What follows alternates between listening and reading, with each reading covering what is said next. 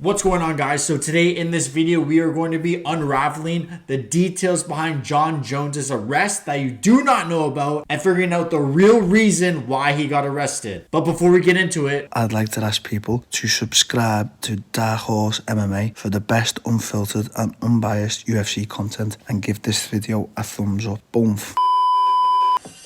New details have emerged of Jon Jones's latest arrest. MMAfighting.com obtained a copy of the police report through a public records request. According to the report, officers responded to a domestic disturbance at Caesar's Palace after a call stating that a white female adult, later identified as Jones's fiancée Jessie Moses, was bleeding from her nose and mouth. After police arrived, they were informed that the suspect has just left the property and was picked up by another unit outside the hotel where he identified himself as Jon Jones. Police then stated that the former UFC champion resisted arrest as he was being taken into custody. As Jones was being detained, he became irate and smashed his head into the front hood of the patrol vehicle, leaving a medium-sized dent as well as chipping off some of the paint of the vehicle. okay, let me just say, no normal human being, I don't even care if you're drunk, is going to headbutt a police vehicle out of all vehicles and leave a medium-sized dent. You know, this raises a lot of question. Is it CTE? Judging from Jones's fights, other than the Gustafson fight, he hasn't really taken a crazy amount of damage. But, you know, everyone's different regarding CTE, and I'm not saying he has CTE. I'm just saying there's a lot of shit. Maybe it's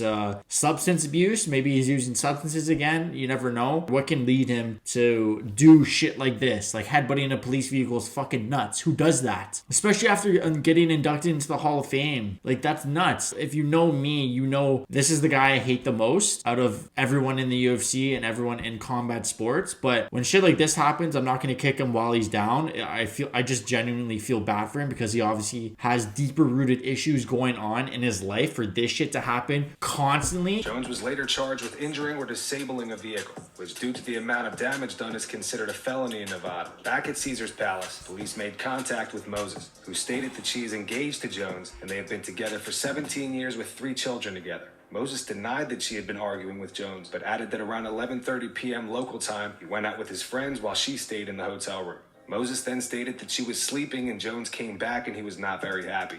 And when asked if he got physical with her, she answered a little bit yeah. Moses then claimed that Jones touched the back of my head and pulled my hair a little bit, but he did not hit me or anything. Moses explained that Jones allegedly grabbed her by the hair because she was trying to leave the room.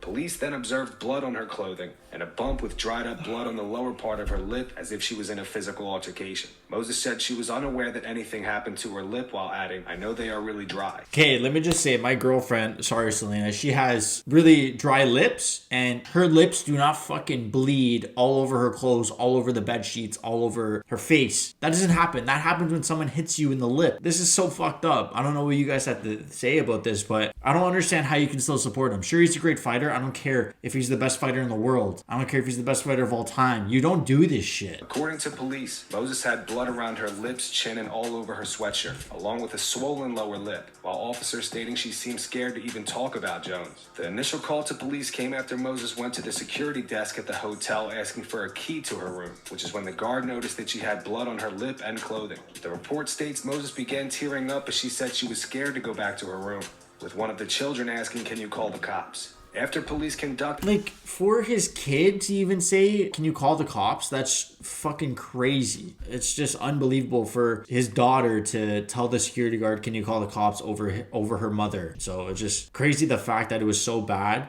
that it led to his daughter asking for the cops to be called. And good for the daughter for doing that. Like, amazing for her to do that. I love that she's that brave to do that because that takes a lot of guts and a lot of courage to do that, especially when the man is your own father. An initial interview with Moses, who didn't want to be recorded and declined to fill out the voluntary statement. She asked officers, "How long do I have to wait until he is out?" She still seemed very scared as to the release of Jonathan from jail, the report said. Moses declined filing for a protective order against Jones. As the former UFC light heavyweight champion, police said that he was read his Miranda rights but then became extremely agitated and stated that he will have a huge lawsuit filed against the police department for putting him in handcuffs on the biggest night of his life. How narcissistic do you have to be to make this situation about you? The shit you just did, you're terrifying your daughters, you're assaulting your fiance, and then you're making it about yourself. You have serious issues if you're saying that kind of stuff. It's unbelievable. The fact that you're going through all this and you're saying to the police officers for putting you in handcuffs, deservedly so, how dare you do that to me? This is the biggest night of my life after what you just did to your family. How do you support this guy? He has some serious issues he needs to get handled. He needs serious help. As you guys know, Jon was inducted into the UFC Hall of Fame for his first fight with Alexander Gustafsson hours before this happened.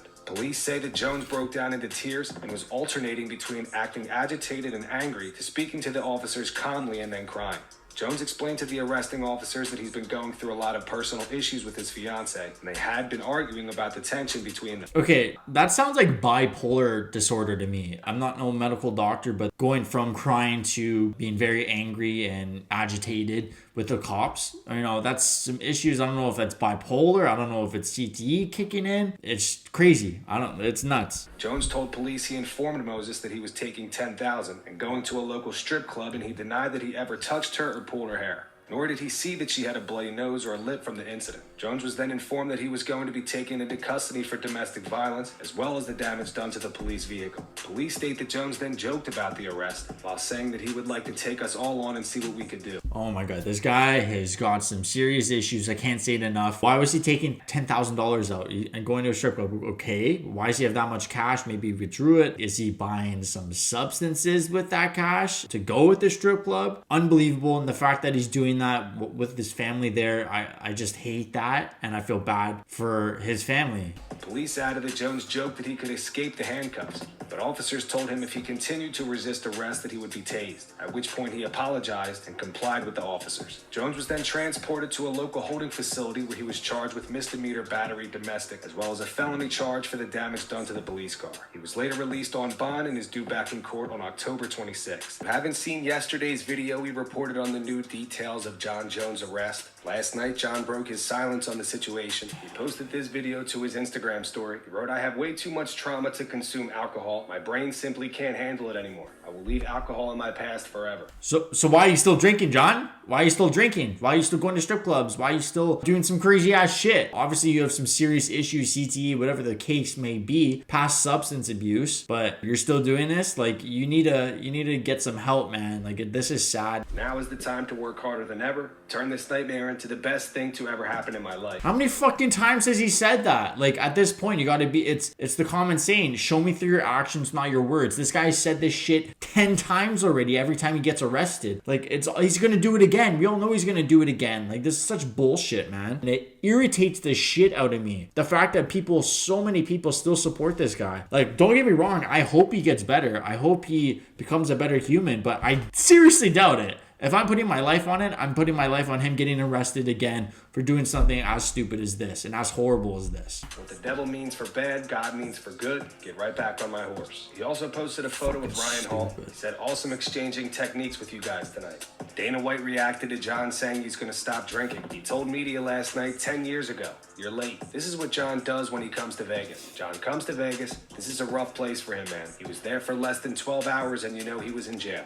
Every time we bring him here, we try to keep him here for as short as time as possible. Get him in and get him out. This time he was here with his family, so we figured wrong. We'll see how this thing legally plays out, and then we'll go on from there. Yeah, so that's the right answer from Dana. You can't really do anything until everything is sorted out officially, legally, because, the UFC, they got to do some shit. Like, this is so fucked up. Should the UFC cut him? You guys can comment below. I don't think they will. I think the best thing they can do is keep him under contract and not offer him fights. I don't know if Jones can sue him for that, because I'm pretty sure that the UFC have to offer their fighters certain amount of fights every single year, which is under their contract. But I'm sure if they're in a breach of their contract, a code of conduct that they do have the UFC, then maybe there's that reason that they don't have to offer them fights. So I'm not sure what the case may be, but I think the best case is not offer him fights, force him to go into rehab, force him to get some serious help because he obviously fucking needs it, and don't offer him any fights or don't cut him, because if he's still under contract, you don't offer him any fights.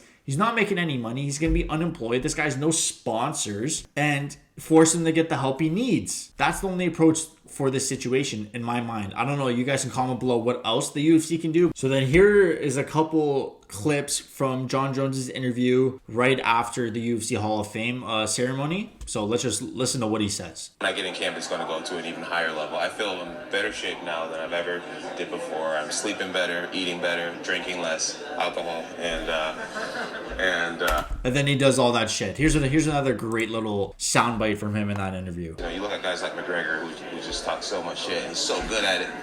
He's so good at it. And so good at marketing himself. I have always just focused on winning, and I think when I come back as a heavyweight, I'll try to do more legally controversial shit.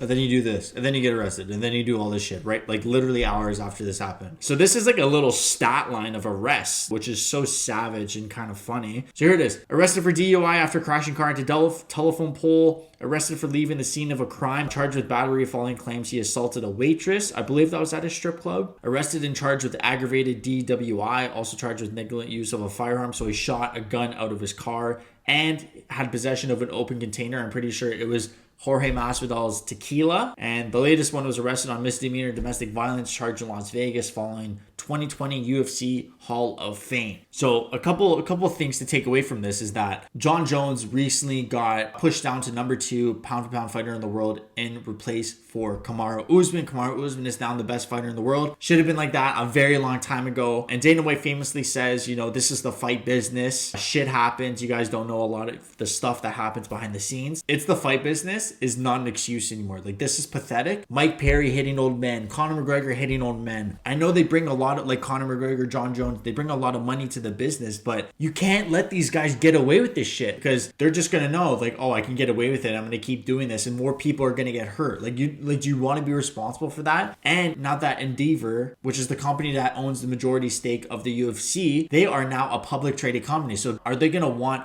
Jon Jones to still be under contract with the UFC and not face any backlash, repercussions for doing all this kind of shit and getting away with it? Are they going to let that slide? I seriously doubt it because their investors are probably going to pull out and get rid of their money because they're going to realize this is a shitty company with shitty morals. And also Jon Jones, he was obviously on top of the world. He's the youngest UFC champion.